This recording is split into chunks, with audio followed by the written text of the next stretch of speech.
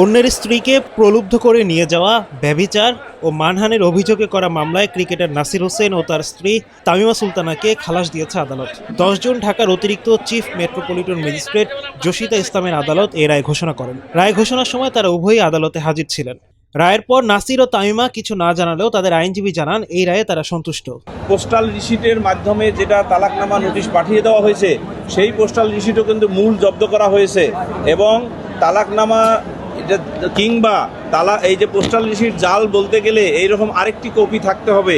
মাননীয় আদালত আরও বলেছেন যে পোস্টাল রিসিটে মানে পোস্ট অফিসের যে কর্মকর্তার মানে ইস্যুয়েন্স মানে স্বাক্ষর আছে সেই স্বাক্ষরটাও কিন্তু বাদীপক্ষ হতে জাল দাবি করা হয়নি, কিংবা তদন্তকারী কর্মকর্তা বলেনি এক্সপার্ট ওপিনিয়নের মাধ্যমে যে এই স্বাক্ষরটা জাল।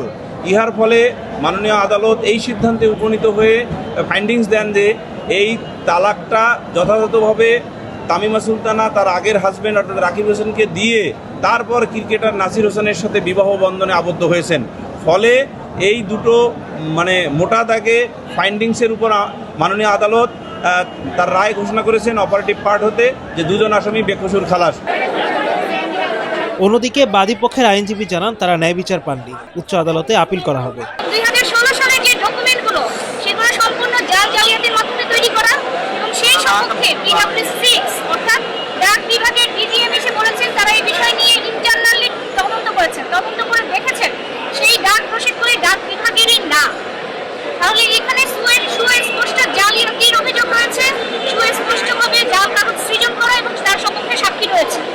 এবং শুধু তাই নয়, তাদের একাধিকবার সম্পর্কে বিভিন্ন রকম তথ্য প্রমাণ সবকিছুই আদালতের কাছে আছে। 2 জন চেয়ারম্যান এসে বলেছেন তারা কোনো ধরনের নোটিশ পাননি এবং তামিমা সুলতানা তার জেরায় বলেছেন তিনি আসলে সিটি কর্পোরেশন বা চেয়ারম্যানকে কোনো ধরনের নোটিশ পাঠাননি। এখন আমাদের বক্তব্য হচ্ছে কোনো নোটিশ না পাঠায় জাল ডকুমেন্ট তৈরি করলেই যদি খালাস পাওয়া যায় তাহলে এই ধরনের দৃষ্টান্ত আসলে সমাজের জন্য হয়ে থাকবে। তাই আমরা এই মামলার রায় বিস্তারিত আসা মাত্রই এই মামলার বিরুদ্ধে উচ্চ আদালতে জাতীয় ক্রিকেট দলের সাবেক খেলোয়াড় নাসির 2021 সালের 14 ফেব্রুয়ারি তামিমাকে বিয়ে করেন। এরপর 24 ফেব্রুয়ারি তামিমার প্রাক্তন স্বামী রাকিব মামলা করেন। মামলায় তিনি অভিযোগ করেন তাকে তালাক না দিয়ে নাসিরকে বিয়ে করেছেন তামিমা।